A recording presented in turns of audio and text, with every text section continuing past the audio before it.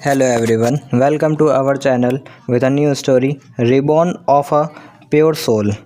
ये कहानी है एक बेहद खूबसूरत और मासूम लड़की ईशानी की, जो बचपन से बिछड़ गई थी अपनी फैमिली से। 16 साल बाद जब वो वापस लौटी तो उसकी जगह कोई और था, जिसे उसकी फैमिली ने अपनी बेटी की जगह दी थी। उसकी मंगेतर राहुल को भी उस लड़की को दे दिया गया था। फिर भी उसने सबको अपनाने की और सबकी मन में अपने लिए थोड़ी सी प्यार पाने के लिए हर मुमकिन कोशिश की, पर हर बार सबने उसे नज़रअंदाज किया। उसे बेदर्दी से मार दिया गया, पर किसी ने उसे ढूंढने की भी कोशिश नहीं किया। मरते वक्त उसकी आंखों में दर्द और गुस्सा के सिवा कुछ नहीं था, पर उसे भगवान ने दिया एक और मौका अपनी ज़िंदगी जीने का। अपनी रिबॉर्न के बाद उसके दिल में अपनों के लिए सिर्फ गुस्सा और नफ़रत था, पर कोई था जो उसे जुनूनियत की हद तक प्यार करता था। क्या धारा लेगी अपना बदला? जानने के लिए पढ़िए reborn of pure soul chapter number 1। Start करते हैं। मौत, रिबर्थ और नफ़रत। एक सुनसान पहाड़ी इलाका जहां दूर दूर तक अंधेरा फैला हुआ था। उसी के ऊपर छोर पर लगभग 25 साल की एक लड़की अपने आंखों में आंसू और दर्द के लिए सामने देख रही थी।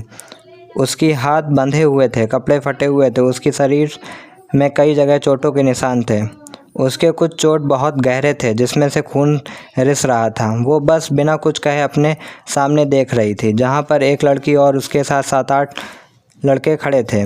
तभी सामने खड़ी लड़की बोली, तू बेचारी ईशानी, देखो कैसे दर्द से तड़प रही है।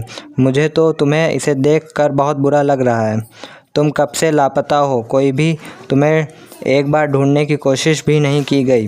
तुम्हें पता है तुम्हें लौटना ही नहीं चाहिए था। क्या ये तुम्हारी ज़िंदगी मेरी प्यारी बहन? इतना कहकर वो हंसने लगी। वही सामने खड़ी लड़की जो कि ईशानी थी, वो अपने दर्द को संभाल कर बोली, क्यों किया तुमने ऐसा? सब कुछ तो था तुम्हारे पास, मेरी फैमिली, मेरे भाई, सब तो पहले से ही तुम्हारे हैं, फिर क्यों? तो सामने खड़ी लड़की जो कि प्रिया थी, जो गलती से बचपन में ही उसकी घर में आकर उसकी ज़िंदगी जी रही थी। प्रिया ने गुस्से में आके उसे देखते हुए कहा, हाँ वो सब कुछ मेरा था, सिर्फ मेरा, पर तुम्हारे आने के बाद वो सब कुछ बट गया जो सिर्फ मेरा होना चाहिए था। तुम्हारी ये खूबसूरती जो मुझे हमेशा तुम्हारे सामने फीका बना देता था, उसे भी मैंने बर्बाद कर दिया। उसने एक डिस्टिंग स्माइल के साथ कहा, पूरी दुनिया के सामने सिर्फ मेरा ही मेहरा फैमिली की शहज़ादी थी, पर तुम्हारे आने के बाद तुम्हें हर दिन अपने सामने देखकर मुझे एहसास होता था कि मैं इस फैमिली की असली प्रिंसेस नहीं हूँ। पर देखो, आज तुम इस दुनिया में सबसे हमेशा के लिए जाने वाली हो। वो जहाँ वो प्रॉपर्टी, अब सब कुछ मेरा है। तुम्हें पता है ना, सारे भाई मुझसे कितना प्यार करते हैं, इसलिए उन्होंने मुझे तुम्हारे नाम पर जो शेयर था मुझे मेरे वेडिंग गिफ्ट के तौर पर दे दिया। यह कहकर वो किसी पागल की तरह ज़ोर से हंसने लगी।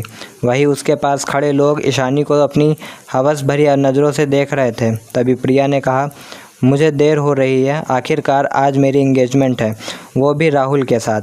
उसने उन गुंडों की तरफ देखकर कहा, इसे ठिकाने लगा देना चाहिए। इतना कहकर वो वहाँ से मुड़ी और चली गई। वही ईशानी की आंखों में अब बास, गुस्सा और बेदर्दी था। तभी वो गुंडे उसके पास आकर बोले, यार मरना तो इसे ही है, तो क्यों ना मारने से पहले इस रसमलाई का थोड़ा चख लिया जाए। वैसे भी अगर ये ऐसे ही मर गई तो इसकी। इतना कहकर वो आदमी हंसने लगे। उसकी बात सुनकर उसकी बाकी साथी भी हंसने लगे। उनमें से एक ने ईशानी को पकड़ लिया। अब ईशानी को अपनी किस्मत पर गुस्सा आ रहा था। छोड़ दो मुझे, प्लीज़ जाने दो। ये कहते हुए ईशानी उन लोगों के साथ गिड़गिड़ाने लगी, पर उन पर लोगों को उसे छोड़ने का कोई इरादा नहीं था। ईशानी को दर्द से आंखों में दर्द और बेबसी के आंसू बह रहे थे। उसकी हाथ बंधी हुई थी और उन्हें दूर नहीं कर पा रही थी। उसने ज़ोर से उस गुंडे का हाथ को काट लिया जिससे उसका हाथ पकड़ा था, और आगे भागने लगी। उसे मरना मंजूर है, पर वो किसी। वही उन गुंडों ने जब उसे इस तरह से भागते हुए देखा तो उसके पीछे उसे पकड़ने के लिए भागने लगे। एक गुंडे ने उसकी पैर पर गोली चला दी। ईशानी दर्द से तड़प उठी, पर वो खुद को घसीटते हुए आगे बढ़ी रही थी। कभी इन दरिंदों को खुद को नहीं सौंपने वाली थी। उसकी पूरे शरीर में चोट थी। एक हफ्ते से बिना खाना पीना खाए उसे कमज़ोर हो चुका था। वो जैसे तैसे उस करके अंत तक पहुंचा। वहां से पीछे देखते हुए छलांग लगा दी। उसकी आंखों में इस वक्त कोई इमोशन नहीं थे। जो आंखें हमेशा दर्द में भी खुश रहने का दिखावा कर लेती थीं, जिन आंखों में किसी को भी मासूमियत महसूस हो जाए, आज उस आंखों में बस खालीपन था। जैसे वो नीचे गिरी, उसकी आसपास की ज़मीन उसकी खून से रंग गई। वो बस एक तक ऊपर आकाश की तरफ देखकर सोच रही थी, क्यों महादेव, मेरे साथ ऐसा क्यों हुआ? क्या गलती थी मेरी? क्या अपनी फैमिली के पास रहना और उनकी दिल में थोड़ी सी जगह पाने की कोशिश करना मेरी गलती थी, या उन्हें अपनाने की कोशिश करना मेरी गलती थी? तभी बारिश शुरू हो गई। आज शायद आसमान भी उसका दर्द देख रहा था। बारिश का पानी उसके शरीर को भिगा रहा था। उसका खून पानी में मिलकर बह रहा था। उसकी आंखें धीरे धीरे बंद हो रही थीं। एक हॉस्पिटल के कमरे में बेड पर एक लड़की लेटी हुई थी। उसके शरीर पे बहुत सारे चोट के निशान थे। तभी उस लड़की की आंखें धीरे धीरे खुलने लगी। आंखें खोलते ही उसकी आंखों में तेज रोशनी पड़ी, जिस वजह से उसकी आंखें फिर बंद हो गईं। थोड़ी देर बाद उस लड़की ने धीरे धीरे अपनी आंखें खोला और चारों तरफ देखने लगी।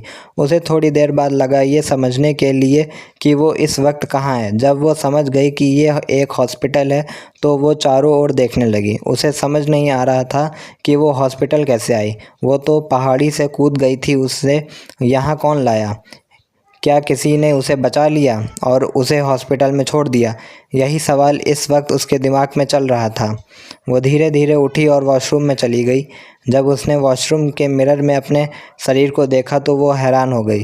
वो मन ही मन सोचने लगी, मेरा चेहरा तो प्रिया की केमिकल क्रीम की वजह से एलर्जी से थोड़ा ख़राब हो गया था, पर उसका चेहरा तो इस वक्त बिल्कुल ठीक था। स्नो वाइट जैसे सफ़ेद बेदाग चेहरा, ग्रो आँखें जो बहुत सुंदर थी, पिंक ओठों के नीचे एक तिल जो उसकी खूबसूरती पर चार चांद लगा रहा था। उसकी काले घने बाल कमर तक थे। कुल मिलाकर वो किसी परी जैसी लग रही थी। कोई भी उसे देखता तो बस देखता ही रह जाए। उसे समझ नहीं आ रहा था क्या यह सपना है या हकीकत। वो थोड़ी देर में अपने कन्फ्यूज़न के साथ बाहर आ गई और जाकर बेड पर बैठ गई। तभी एक नर्स अंदर आई और बोली, आपकी मेडिसिन का टाइम हो गया है। ईशानी ने उसको देखा तो सामने एक नर्स थी जो उसे मेडिसिन लेने को बोल रही थी। उसे थोड़ा डाउट हुआ। ये सिचुएशन उसे कुछ फैमिलियर लग रहा था, इसलिए उसने एक नर्स से पूछा, आज की डेट क्या है? उस नर्स से पहले तो उसे कन्फ्यूज़न से देखा, फिर बोली 7 अक्टूबर। उसकी बात सुनकर ईशानी ने फिर से सवाल पूछा, कौन सा साल? अब तो उस नर्स को भी और ज़्यादा अजीब लग रहा था। फिर वो खुद को नॉर्मल रखते हुए बोली, 2017। फिर वो नर्स ईशानी को मेडिसिन देकर वहाँ से बाहर चली गई। वही ईशानी बस यही सोच रही थी कि क्या वो 7 साल पीछे आ गई है? क्या उसका रीबर्थ हुआ है जैसे कहानियों में होता है? ये विश्वास करना थोड़ा मुश्किल था, फिर भी यह सच था कि उसकी रीबर्थ हुआ है, वो भी 7 साल पहले। मतलब वो अब सिर्फ 18 साल की है। तभी उसे याद आता है कि ये वही डेट है आज से 5 दिन पहले, जब स्कूल में प्रिया की दोस्त नीतू सीढ़ियों से गिर गई थी, हॉस्पिटलाइज थी। उसे के इस एक्सीडेंट के लिए प्रिया और नीतू ने उसे ही दोषी ठहराया था। उसने सबसे बोला कि उसने कुछ नहीं किया, फिर भी फैमिली में किसी ने उसकी बात नहीं सुनी। सबने उसे दोषी करार दिया। उसके माता पिता, भाई, किसी ने उसका साथ नहीं दिया। सबने अपनी प्रिंसेस प्रिया की बात को ही सही माना। फिर नीतू की वजह से उसे पुलिस ने अरेस्ट कर लिया था, जहां 3 दिन तक उसे भूखा रह कर मारा गया था। उसने जितना भी बोलने की कोशिश की, पर किसी ने उसकी बात नहीं सुनी। ये सब भी प्रिया और नीतू के कहने पर ही हुआ। जब वो 3 दिन बाद अधमरा होकर बेहोश हो गई तो उन लोगों ने उसे हॉस्पिटल में छोड़ दिया। फिर उसके फैमिली में से कोई भी मिलने नहीं आया, सिर्फ दादा दादी को छोड़कर। क्यों, वो दोनों ही थे फैमिली में जो ईशानी से प्यार करते थे। ये सब सोचते हुए उसका दिल कड़वाहट से भर गया और अपने अतीत के बारे में सोचने लगी। वो मेहरा फैमिली की एकलौती बेटी, उसकी जन्म के वक्त बच्चे बदल गए थे। जिन पेरेंट्स ने उसे लिया था जब वो 1 साल की थी, तो वो एक एक्सीडेंट में मर गए थे। उसके बाद आसपास के लोगों ने उसे अनाथ आश्रम में छोड़ दिया। तब से वो अनाथ आश्रम में जीने लगी। पर जब वह 16 साल की हुई तब उसे ढूंढते हुए उसके दादा और दादी उसके पास आए थे, क्योंकि एक एक्सीडेंट के वक्त प्रिया को ब्लड की ज़रूरत थी, पर उसकी ब्लड अपने मॉम डैड से मैच नहीं हुआ था। उन्हें थोड़ा डाउट हुआ था, क्योंकि प्रिया उनकी फैमिली में किसी की तरह भी नहीं दिखती थी, इसलिए उन्होंने डीएनए टेस्ट करवाया। तब उन्हें पता चला कि प्रिया उनकी असली बेटी नहीं है। दादाजी और दादी माँ बहुत ढूंढने के बाद उन्हें ईशानी के बारे में पता चला और वो उसे घर ले आए। ईशानी भी अपनी फैमिली के पास आने की बात सुनकर खुश थी, पर जब वो घर आई तो किसी ने भी उसे बात करना तो दूर, एक नज़र प्यार से देखा तक नहीं। वही उसकी भाइयों ने तो कह दिया कि वो अपनी बहन प्रिया की जगह किसी और को नहीं देना चाहेंगे, वो उनके बीच खून का रिश्ता ही क्यों ना हो। पर ईशानी ने कुछ नहीं कहा। उसे बहुत बुरा तो लगा। उसे समझ आ रहा था कि 16 साल तक जो रिश्ता उनकी प्रिया के साथ था वो बहुत मजबूत है। वो भी नहीं चाहती थी कि वो प्रिया की जगह ले। उसकी माँ बाप ने भी उसे अपनी बेटी की तरह नहीं माना, पर ईशानी किसी का बुरा नहीं मानती थी, हमेशा उन्हें मानने की कोशिश करती, भाई भाई कहकर उनके पीछे भागती ताकि वो उसे एक नज़र देख तो लें, पर वो लोग हमेशा इग्नोर कर देते। जो कपड़े प्रिया नहीं पहनती थी या एक बार उसे यूज़ कर लेती थी, वो ही कपड़े उसे ही पहनने को दिए जाते थे। घर की नौकर भी उसे किसी भिखारी की तरह ट्रीट करते थे। वही जब भी प्रिया उसके बारे में कुछ बोलती तो सब उसे गलत समझकर उसे मुंह मोड़ लेते थे। इस बार भी ऐसा ही हुआ। प्रिया की बातों को सुनकर उन लोगों ने उसे सही माना,